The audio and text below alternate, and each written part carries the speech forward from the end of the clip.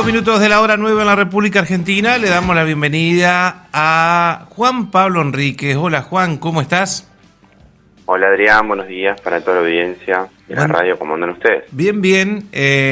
Bueno, esperando la columna para ver de qué va, de qué vamos a hablar, que vamos a estar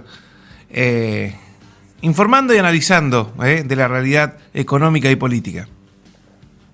Sí, bueno, bien. Siempre tenemos algunas noticias como para ir comentando. Y hay temas que nunca concluyen y forman parte de la centralidad de la información, del análisis, del debate. Por ejemplo, el Fondo Monetario Internacional. Ojalá llegue algún día que no tengamos que hablar más del fondo, ¿no? Pasó en algún momento. Esta semana circulaba en algunos medios que una de las campañas de la fórmula Cristina y Cobos en el año 2017 era como haberse sacado de encima la palabra Fondo Monetario Internacional, ¿no? Justamente cuando en el 2006 se le pagó en su totalidad al organismo y fue quizá uno de los momentos de mayor adquisición de independencia y de soberanía y era un motivo para festejar. Uno lo ve hoy nuevamente con los pies en el barro, metido hasta la cabeza en términos de deuda. Lo decimos en esos términos un poco académicos, pero para que sean bien populares, y se da cuenta de la importancia que tiene por ahí no formar parte de niveles tan absurdos de dependencia como nos ocurre en la actualidad, ¿no? Porque es lo que nos impide sacar la cabeza a flote, poder tener un horizonte de planificación, de crecimiento, o utilizar recursos para que la Argentina crezca justamente en un ámbito y en un panorama tan desolador que atraviesa el mundo producto de la pandemia. Ahora en agosto Argentina va a recibir casi 4.500 millones de dólares de los famosos DEG. ¿Qué son los DEG? ¿Qué significan? Derechos especiales de giro que se les da a todos los países que integran el Fondo Monetario Internacional, y seguramente como Argentina tiene vencimientos este año con el organismo, va a tener que utilizar parte de esos 4.500 millones en atender esos vencimientos. Lo que se está tratando de negociar es que esos recursos puedan utilizarse en políticas de orden social, que sean vinculados en atender demandas urgentes. Conjuntamente con México en el plano internacional se está tratando de negociar eso como un refuerzo anticíclico ante la vigencia de la pandemia, y no justamente en atender obligaciones que tengan que ver con el mismo organismo, ¿no? Se está tratando de que los vencimientos de este año entren en el paquete de renegociación que se va a terminar de firmar el año que viene, y se está trabajando justamente en un punto central, que es el de reducir la tasa de interés. Fíjense que a nivel internacional la tasa de interés de endeudamiento siempre gira en torno al 0,5, 1% en dólares. Argentina con el Fondo Monetario Internacional se endeudó casi en 7%, una locura, es algo absolutamente irrisorio e impagable, ¿no? Cuando hablamos siempre de la irresponsabilidad de nuestros dirigentes, y hablo de ese tema porque tanto el presidente como la vicepresidenta en una nueva intervención la semana pasada volvieron a hacer hincapié en este punto que nos tiene totalmente acongojados y distraídos, diría yo, distraídos de poder poner toda la energía justamente en este crecimiento que demanda de manera urgente la Argentina. Esperemos que logremos transitar este año acomodando las variables. Se puede determinar que justamente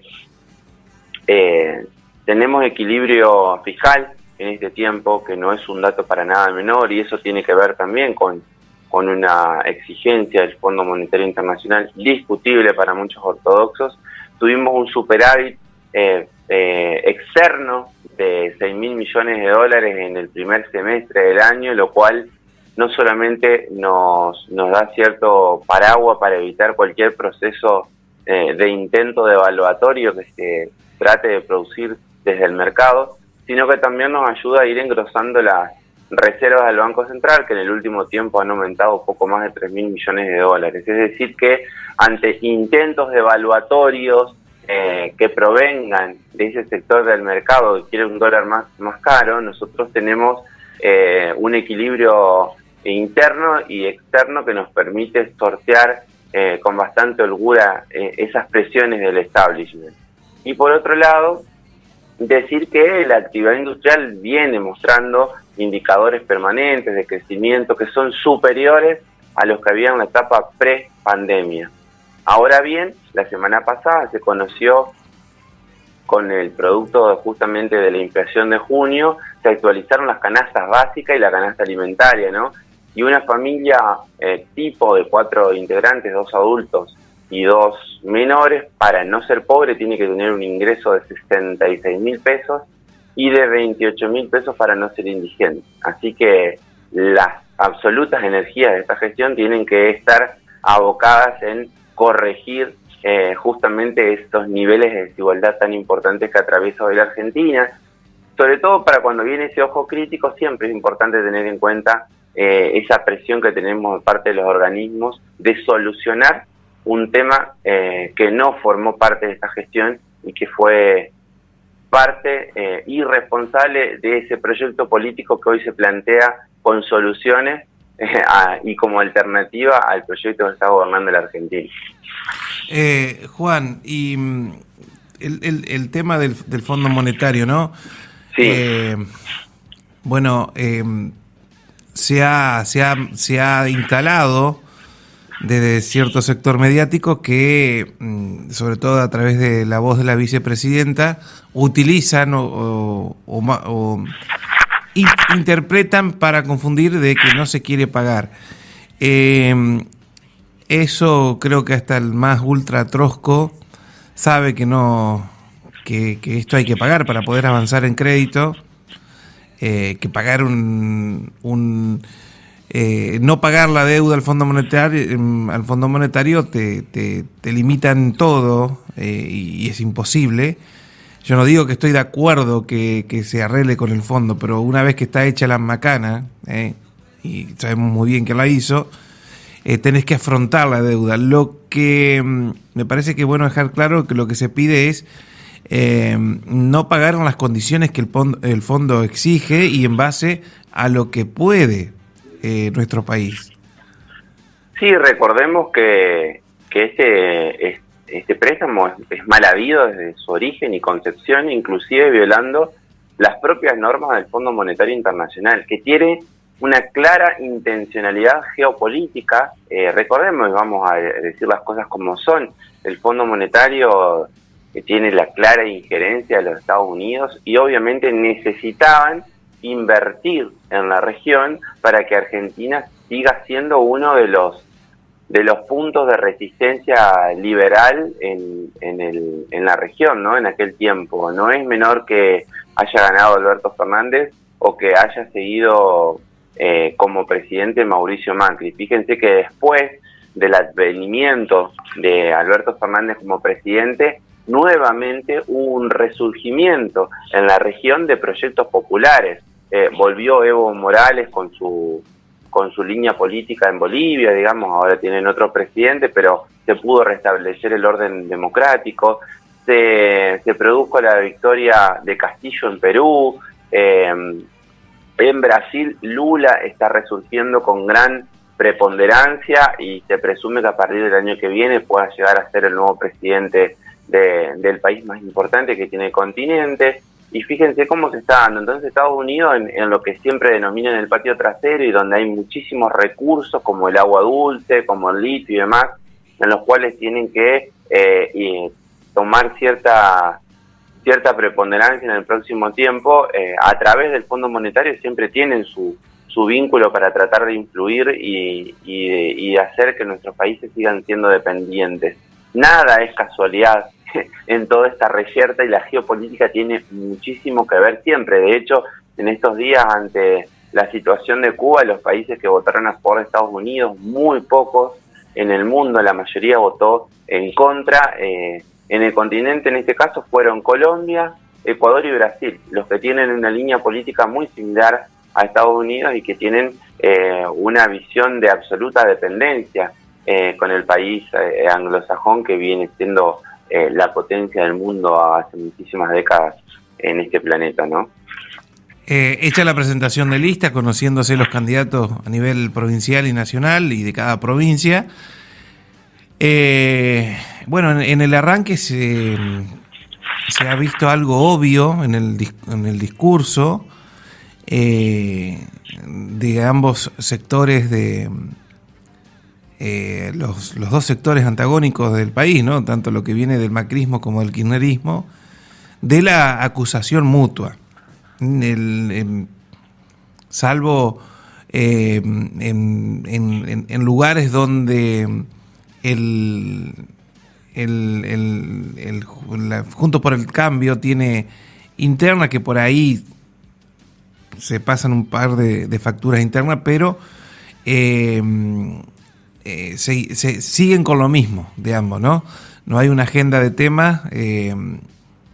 Yo creo que esto no va a durar mucho tiempo, de que la sociedad siga soportando esta necesidad mutua de tenerse como enemigos. Hay acusaciones de un lado o de otro, y esto lo digo, trato de ser objetivo, porque no lo soy, porque uno está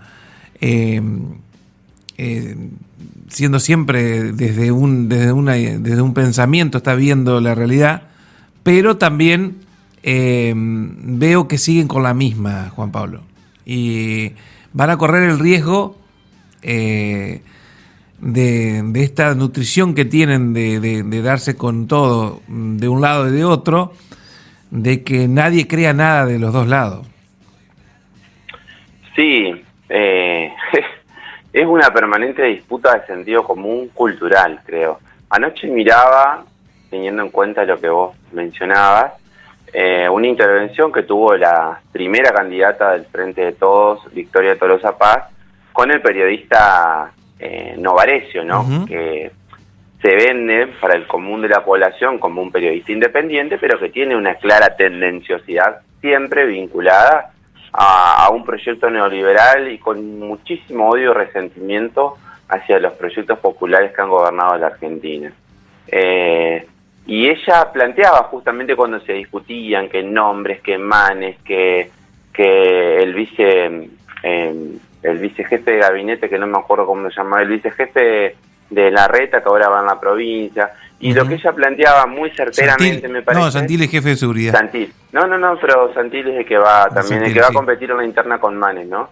Devenido ahora en político, uh-huh. Desde la antipolítica, ahora devenido en político. Planteaba justamente eso. ¿Qué movió el escenario, Manes?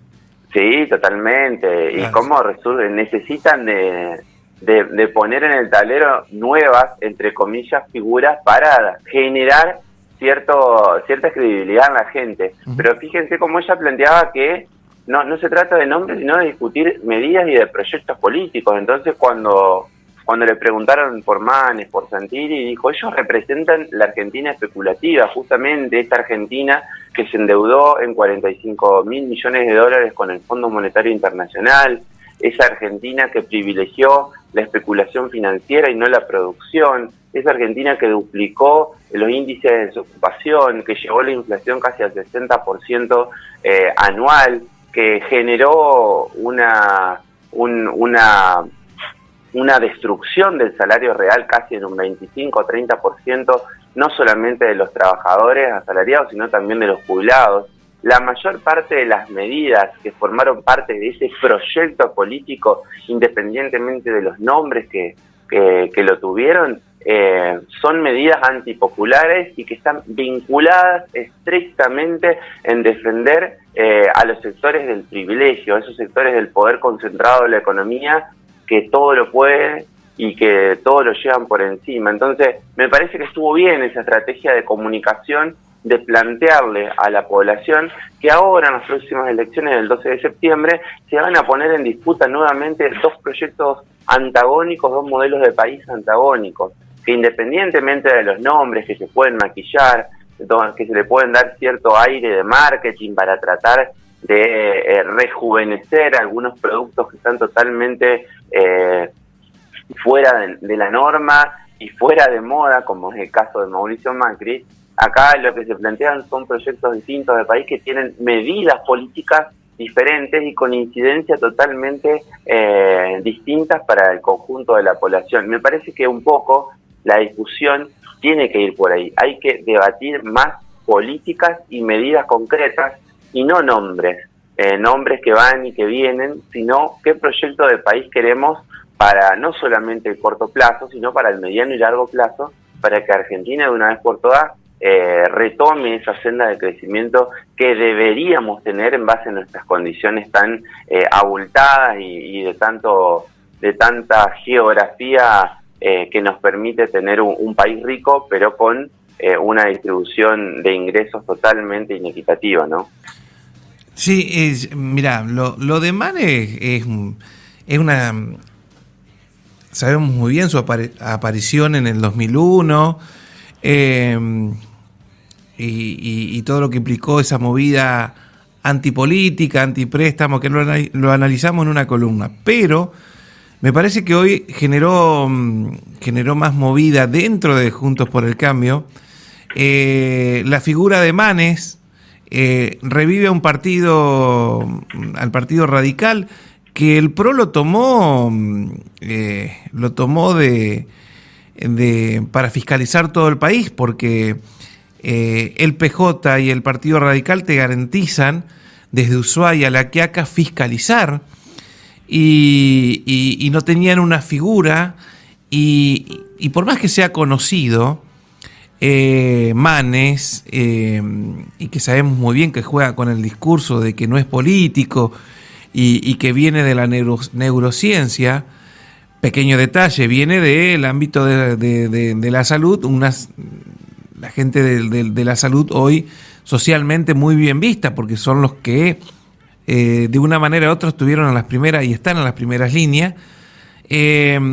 Recupera ese partido, esa UCR, y en un mes o dos se pone en la mesa la discusión del PRO, que tenía el poder absoluto y definía qué hacer y qué debían hacer los radicales.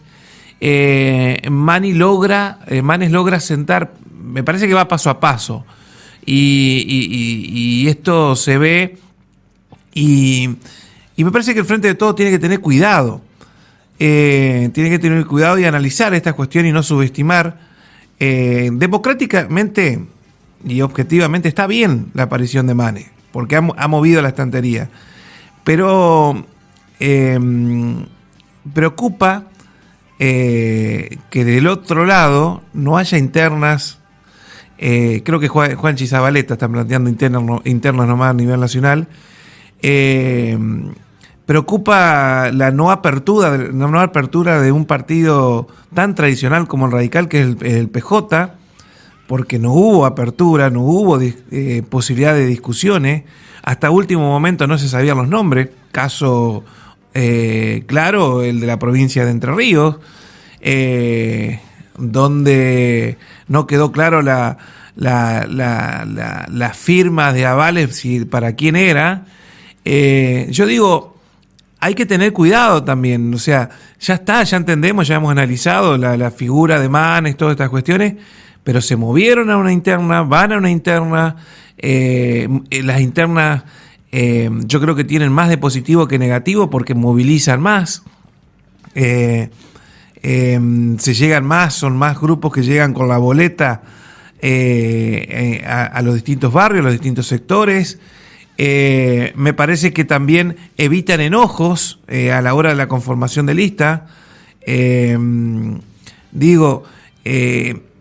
No le estoy haciendo campaña ni nada más a Manes ni a nadie en esta columna, trato de hacerlo más objetivo, pero quería justo aprovechar esto para decir que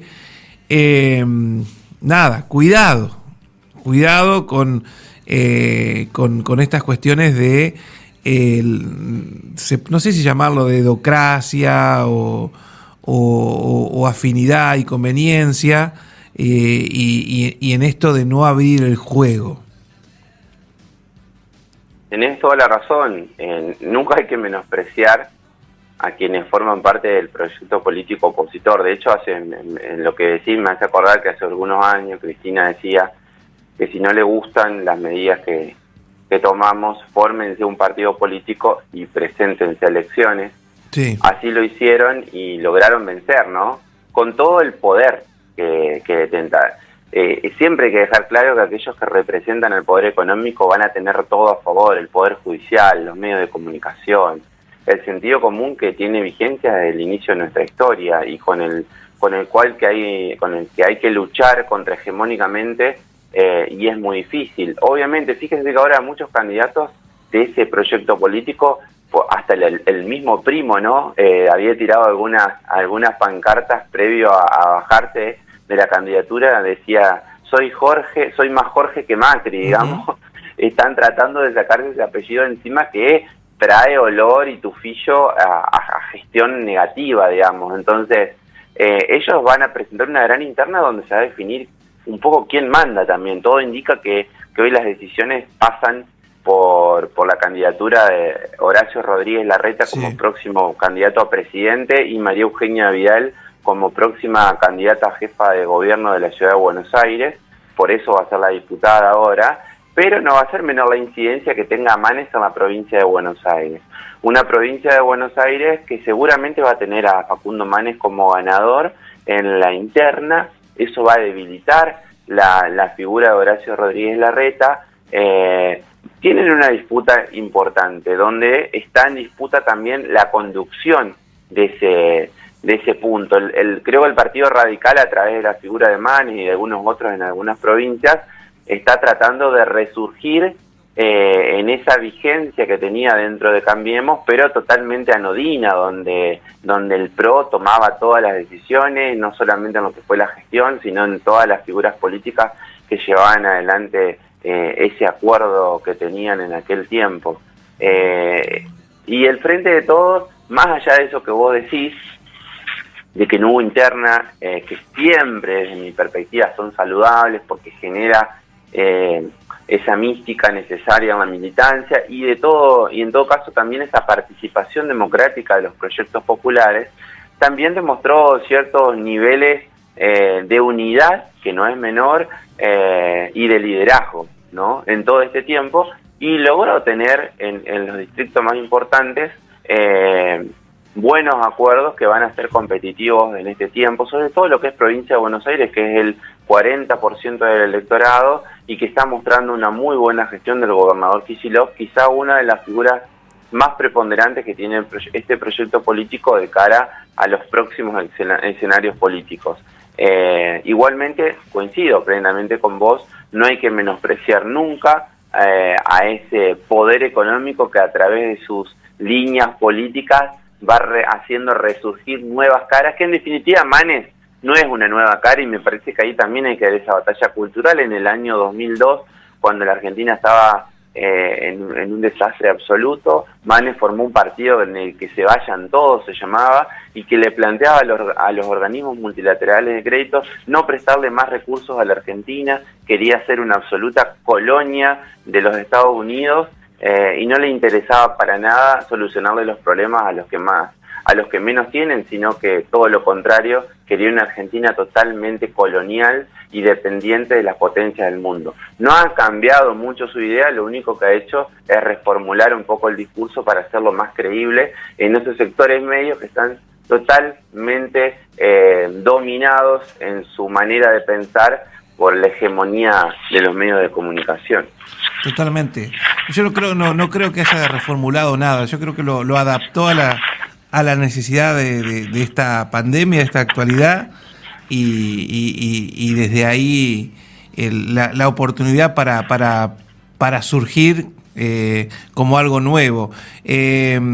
Por último, de mi parte, no subestimo, como he escuchado mucha prensa, inclusive la prensa de los medios hegemónicos en algunos sectores, no subestimo a Macri. Me parece que se frena en el momento justo, no se tira a nadar a lo hondo y se queda paradito en la playa, y esto es literal también porque seguramente debe estar en alguna playa, dejándolos que todos jueguen internamente y esperando el momento. Me parece que tiene buenos asesores y no lo subestimo hasta último momento. Porque en esta interna de Juntos por el Cambio no sale herido. Va a tener mucho desgaste Manes, va a tener mucho desgaste Larreta, y él en su sillón los va a mirar desde la playa. No, es que en el caso de que gane Manes, tiene el apoyo de Macri en la provincia de Buenos Aires. Así que ahí hay una disputa entre el larretismo y el macrismo dentro del Frente Cambiemos. Si gana Manes, Macri va a quedar bien parado y va a resurgir. Siempre es una alternativa para este proyecto político. Reitero, es importante dar la discusión de las ideas y no de los nombres. Uh-huh. Por eso tenemos que poner en el debate, en cada supermercado, en cada club, en cada vereda donde se pueda debatir con un vecino de política, qué proyecto de país queremos. Una Argentina especulativa que genere desocupación o una Argentina productiva que genere trabajo. Por ahí viene un poco la discusión, y en Entre Ríos vamos a tener un primer round seguramente de lo que va a ser el escenario 2023, con Enrique Cresto encabezando la lista del Frente de Todos y Rogelio Frigerio encabezando justamente esta versión de Juntos por el Cambio acá de la provincia. Veremos qué pasa.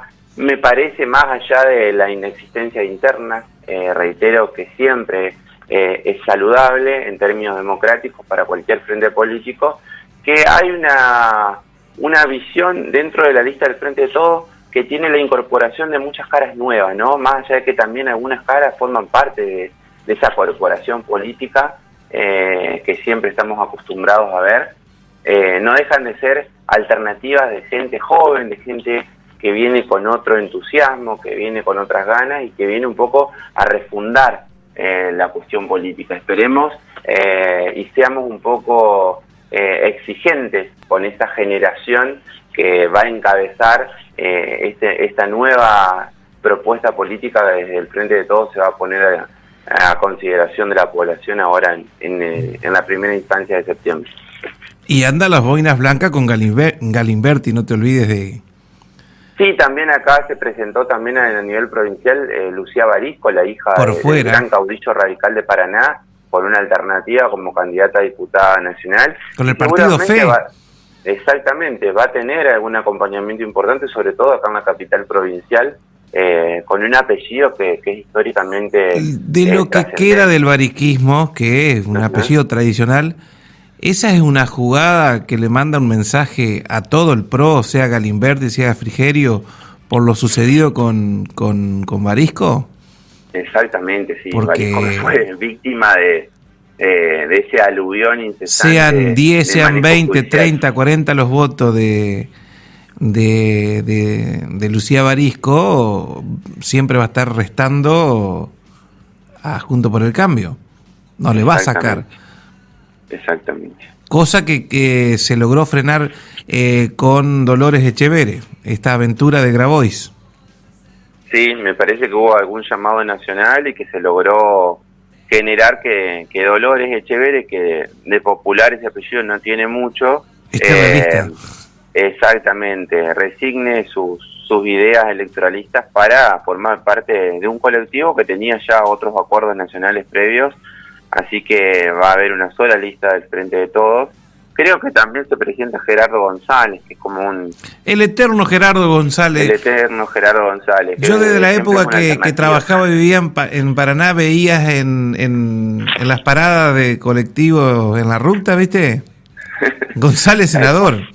González senador. Y por último, para cerrar y no ocupar más tiempo de este valioso momento que llevamos adelante cada semana, se reglamentó la modificación del monotributo, se van a hacer las recategorizaciones entre el 28 de julio a partir de mañana y el 17 de agosto va a haber un enorme programa de alivio fiscal con tasa de interés ínfima para todos aquellos deudores que tengan obligaciones con el fisco, con el monotributo específicamente, hasta el 30 de junio y con un plazo que se va a estirar hasta 5 años, así que la verdad seguramente va a haber muchos sectores que van a formar parte de ese nuevo régimen de regularización de deuda, y a su vez se modificaron las escalas, ¿no? La otra vez éramos ambiciosos con eso, pero van a ser las siguientes. Mira, para que tengas una idea, en la categoría A, que es la más baja, va a ser hasta una facturación anual de 370.000 pesos. Hasta 550 va la B, hasta 770 la C, hasta 1.060.000 la D, y sigue sucesivamente, pero es como para adecuarnos a este tiempo donde ya los recursos perdieron un poco la brújula y donde era inminente la modificación de un nuevo escenario de facturación y de un nuevo escenario de escalas de monotributo para readecuarnos justamente con el tiempo en el que estamos viviendo. Son buenas noticias y ojalá esto vaya de la mano de un crecimiento de la economía y de un crecimiento de esos 4 millones de contribuyentes que tanto aportan al sistema previsional, al sistema impositivo del país, y que son tan necesarios para que la Argentina resurja de las cenizas. Juan, muchas gracias y hasta la próxima. Hasta la semana que viene, que pasen bien. Juan Pablo Enrique ha estado en la mañana de La Fonda.